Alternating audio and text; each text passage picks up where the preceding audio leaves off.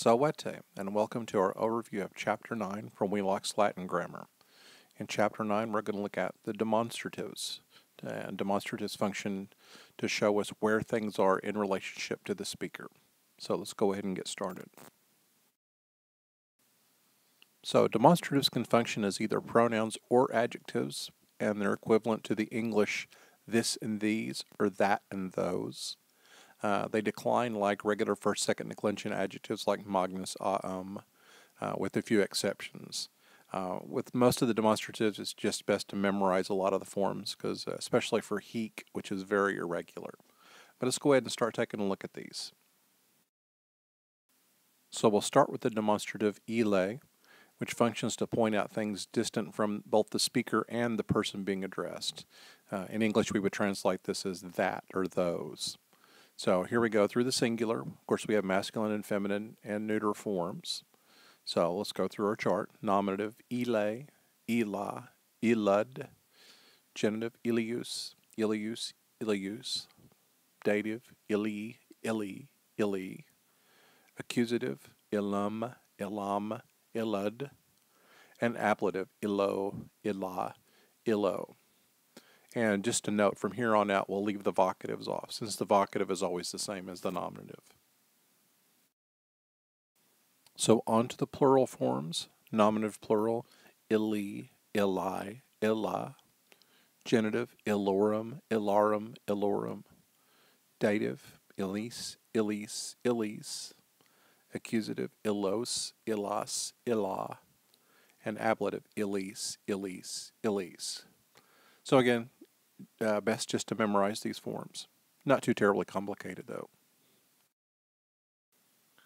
On to our demonstrative hic, which in the singular is very irregular. So in this case, it is best to just memorize these forms.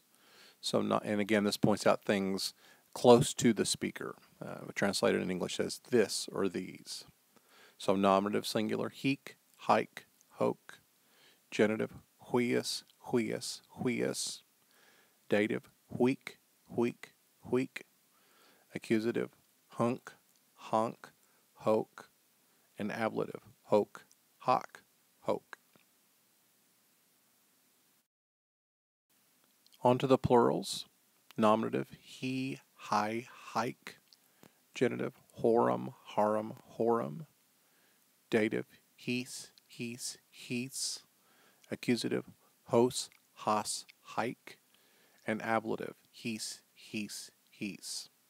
A good way to memorize this is to repeat the forms, and even though you might sound a little crazy, say them out loud. So, good way to memorize them. Again, they're highly irregular, so make sure you commit these things to memory. So, how do we make use of these? We use hic to point out things that are near the speaker. So we would say hic liber, this book. There's another demonstrative that we didn't go over, but it's in your book, iste. Use iste to point out things near the addressee, iste liber, that book of yours. So you're trying to point out something close to the person that you're talking to, you would use iste. Use ille to point out things that are distant from both the speaker and the addressee. Also related to these adjectives is a special class of what we call ius adjectives.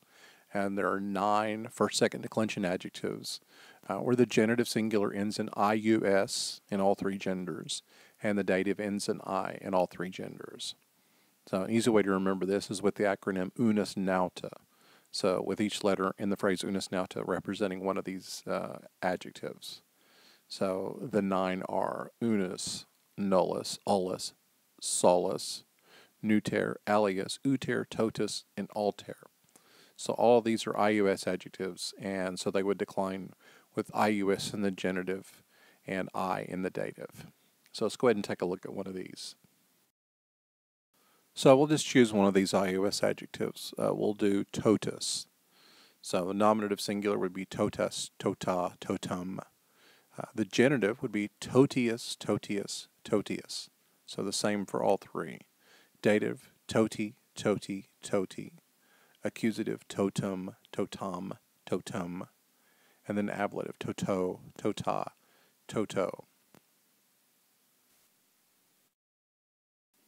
And in the plural, we have toti, totai, tota, genitive totorum, totarum, totorum, dative totis, totis, totis, accusative totos, totas, tota, and then ablative totis, totis, totis.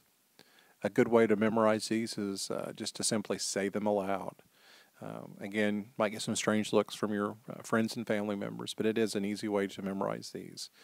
Say them aloud, get used to the repetition, get used to the patterns. So that brings us to the end of Chapter 9 from Wheelock's Latin Grammar, where we were introduced to the demonstratives plus the special IUS adjectives. Next time in Chapter 10, we're going to cover the final two conjugations of Latin verbs, fourth conjugation and IO verbs of the third. So until we meet again, volete.